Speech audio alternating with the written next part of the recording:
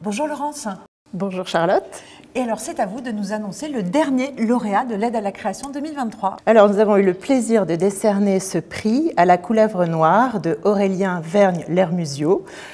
Et des couleurs, il y en a beaucoup dans le désert colombien de Tatacoa où revient Chiro après des années d'absence. Il revient au chevet de sa mère mourante. Il retrouve son ami d'enfance, son amour de jeunesse et son père.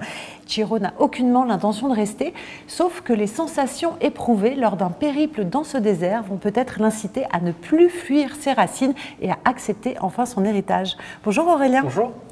Alors Laurence, j'en conclus que vous n'êtes pas phobique des couleuvres. Pas du tout.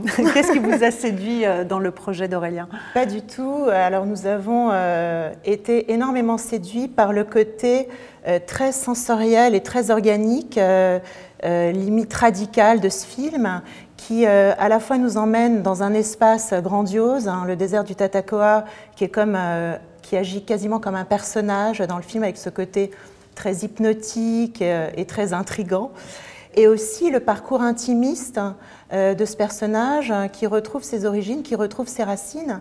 Et nous avons été aussi étonnés et séduits par justement la faculté qu'a Aurélien de prendre une histoire très intime et très finalement assez personnelle, on l'a compris en le rencontrant, et de la transposer dans un univers un peu exotique, différent du sien, et en arriver à une histoire presque universelle sur le retour sur soi, le retour à ses origines.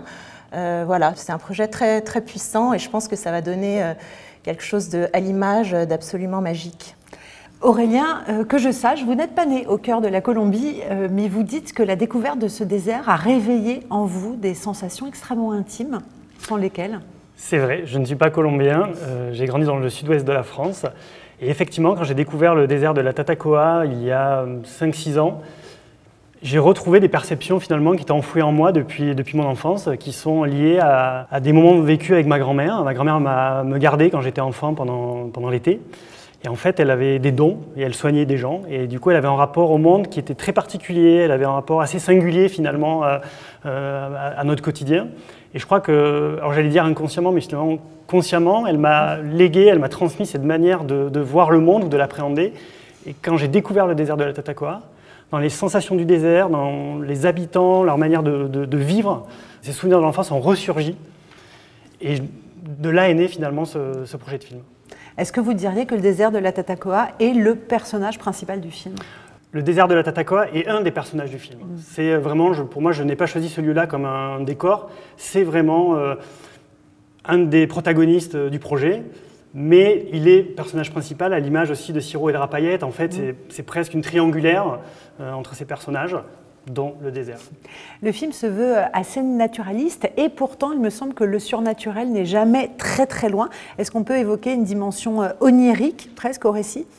Oui, alors je tiens à vraiment faire un film naturaliste dans lequel je viens perturber le réel, c'est-à-dire que je vais effectivement ramener de l'onirisme, me rapprocher parfois même, on pourrait dire, du fantastique, mais sans jamais y aller. Donc je flirte d'une certaine manière avec ça.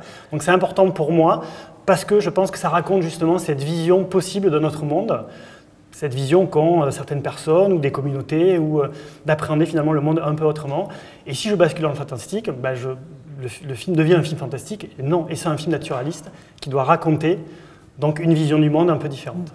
L'une des scènes clés du film est un combat avec une couleuvre géante. Alors c'est un combat, un corps à corps qui peu à peu se mue en étreinte. C'est une séquence dont on ne sait, à vrai dire, pas vraiment si elle est réelle ou fantasmée, mais elle représente quoi pour vous cette couleuvre? C'est l'âme, la mémoire du lieu? Tatacoa, ça veut dire couleuvre noire. En fait, le nom du désert est le nom associé au serpent, donc à ces couleuvres qui vivent dans le désert, qui sont aujourd'hui en voie d'extinction. Et pour moi, elles représentent finalement l'âme du désert. C'est un territoire qui est en danger par la modernité, qui prend de plus en plus de place sur le territoire. Et donc j'avais besoin finalement, comme c'est un élément aussi qui va rentrer en friction dans la proposition, de l'incarner. Et pour moi, l'incarner, c'était créer cette couleuvre noire, la ramener, mais elle ne doit pas être uniquement dans les souvenirs, les mémoires ou dans les contes. Elle doit physiquement exister et il doit y avoir une interaction entre l'âme du désert et Chiro.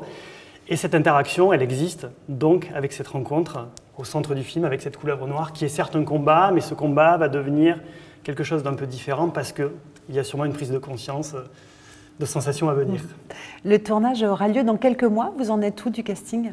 Alors, le casting a commencé il y a plusieurs mois déjà. C'est un casting assez complexe parce que c'est un film 100% en espagnol, avec des gens d'une communauté qui habitent dans le désert.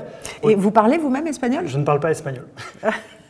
J'ai des très bons assistants qui sont parfaitement bilingues. Tout à fait. Et au départ, j'étais persuadé de vouloir faire le film qu'avec des non-professionnels. Alors j'ai fait un pas de côté, je me suis rendu compte que pour des non-professionnels, les habitants du désert, c'est très compliqué de porter la charge émotionnelle finalement de mes personnages principaux. Donc je vais trouver un équilibre entre des non-professionnels et des professionnels. J'ai trouvé une partie du casting, pas tout. Je n'ai pas trouvé le personnage principal encore. Mais c'est en cours, j'ai vraiment, voilà, en tout cas, j'ai réduit mon champ des possibles. Donc voilà, maintenant, j'ai besoin d'y retourner pour les rencontrer, pour affiner mes rencontres avec eux, mon travail avec eux, pour prendre un choix définitif. Bon, alors comme je vous avoue que je suis la fan numéro 1 autoproclamée du groupe les Tindersticks, j'ai noté que Stuart Staple était à nouveau à vos côtés après votre premier film. C'est encore sa voix caverneuse et son sens de la mélodie qui vous séduisent? Oui, et il y a quelque chose qui m'a beaucoup nourri dans notre première collaboration et que je veux absolument prolonger dans La Couleuvre Noire et peut-être encore dans le futur, parce que je pense que Stuart, c'est quelqu'un qui interroge la place de la musique dans les films. C'est-à-dire que l'idée, c'est pas de mettre de la musique à tout prix, mais c'est plutôt de savoir qu'est-ce qu'on en fait, qu'est-ce qu'on raconte avec. Elle n'est pas simplement obligée de souligner un état émotionnel, mais au contraire, peut-être être en contraste. C'est quelqu'un qui recherche, qui va s'imprégner d'un territoire qu'il ne connaît pas comme moi. Donc voilà, il y a quelque chose d'assez passionnant dans cette collaboration qui j'espère continuera de longues années.